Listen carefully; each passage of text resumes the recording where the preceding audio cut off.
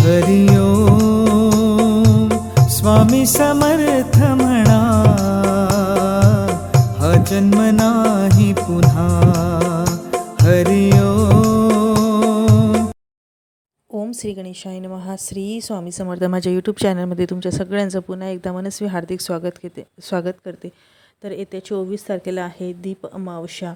तर या दिवशी दीप अमावस्या म्हणजे काय, तर आषाढी अमावस्या होय. या दिवशी घरातील सर्व दिव्यांची पूजा केली जाते. घरातील सर्व दिवे स्वच्छ धुवून त्यांची पूजा केली जाते. या दिवशी दिवे लावणे अत्यंत शुभ मानले जाते.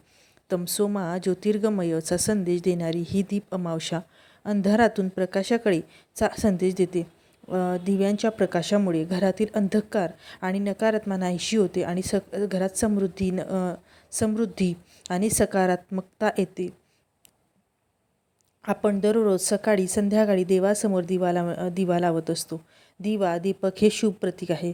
घरात जेव्हा आपण दिवा लावतो, या दिव्याच्या शांत आणि शीतल प्रकाशामुळे घरात एक वेगळीच सकारात्मक आणि पॉझिटिव्ह एनर्जी घरात जाणवते. म्हणूनच दीप अमावस्येचा दिवस हा संपूर्ण दिवस दिव्यांसाठी, दिव्याच्या पूजनासाठी खास असतो. या दिवशी घरातील सर्व नवे जुने दिवे बाहेर काढले जातात. ते धुवून स्वच्छ चकचकीत करून पाटावर मांडून सुरेख रांगोळी काढली जाते आणि त्यावरती दिव्यांमध्ये तेल वात घालून त्यांना प्रज्वलित केले जाते. त्यानंतर या सर्व दिव्यांबरोबर कणकेचे गोड दिवेसुद्धा बनवले जातात.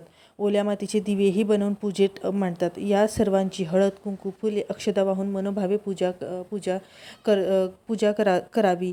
गोडाचा नैवेद्य दाखवावा. दिव्यांना लाह्या, फुटाण्यांचा, पक्वान्नांचा नैवेद्य दाखवून प्रार्थना करतात. हे दिव्या, तू सूर्यरूप आहेस, अग्निरूप आहेस. माझ्या पूजेचा स्वीकार कर आणि माझ्या सर्व इच्छा पूर्ण कर. दीप अमावस्येच्या दिवशी आपल्या घरातील सर्व नवीन आणि जुन्या दिव्यासोबत कणकेचे दिवे तयार करून त्यांचीसुद्धा पूजा करावी. या दिवशी कणकेच्या दिव्यांची पूजा करण्याला विशेष महत्त्व असते. कणकेचा दिवा लावल्यामुळे इच्छापूर्तीसह पूर्वजांच्या आत्म्याला शांती लाभते. शनी आणि मंगळ दोष दूर होतात. शुभ कार्यात कणकेचा दिवा असतो. याचाच अर्थ असा की हा दिवा शुभ मानून तुमच्या प्रत्येक इच्छा पूर्ण करतो. आता आपण दीप अमावस्येची कथा श्रवण करणार आहोत. एका दीपकांनो, तुमची कहाणी. आटपाट नगर होते. तिथे एक राजा होता. त्याला एक सून होती. तिने एके दिवशी घरातला पदार्थ स्वतः खाल्ला आणि उंदरावर आळा घातला. आपल्यावरचा प्रमाद टाळला. इकडे उंदराने विचार केला, आपल्यावर उगाच आळा आला आहे, तेव्हा आपण तिचं सूड घ्यावा, असा सर्वांनी विचार केला. त्यांनी रात्री हिची चोळी पाहुण्याच्या अंथरुणात नेऊन टाकली. दुसरे दिवशी हिची फजिती झाली. सासू दिरांनी निंदा केली. घरातून तिला घालवून दिलं. हिचा रोजचा नेम असा होता, रोज दिवे घासावे, तेलवात करावी, ते स्वतः लावावे, खडीसाखरेनं त्यांच्या ज्योती साराव्या. दिव्यांच्या अवसेच्या दिवशी त्यांना चांगला नैवेद्य दाखवावा. त्याप्रमाणे ही घरातून निघाल्यानंतर ते बंद पडले.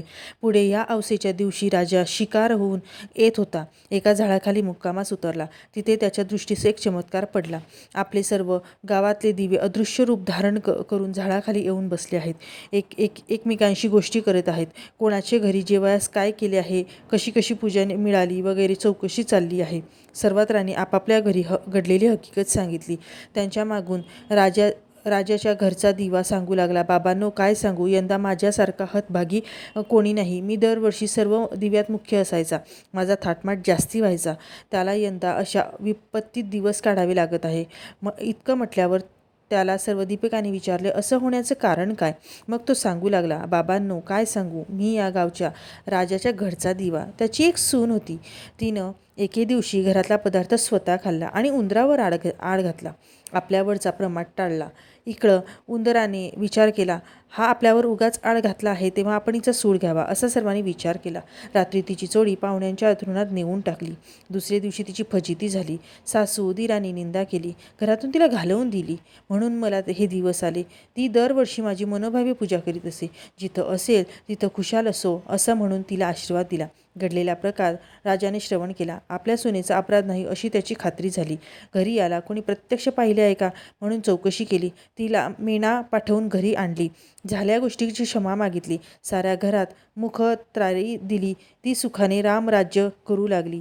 तर जसा तिला दीपक पावला आणि तिच्यावरचा आळ टळला, तसा तुमचा आमचा टळो. ही 60 उत्तराची कहाणी 5च्या उत्तरी सुफळ संपूर्ण. तर अशी ही दीप अमावस्येची कहाणी आज आपण श्रवण केली.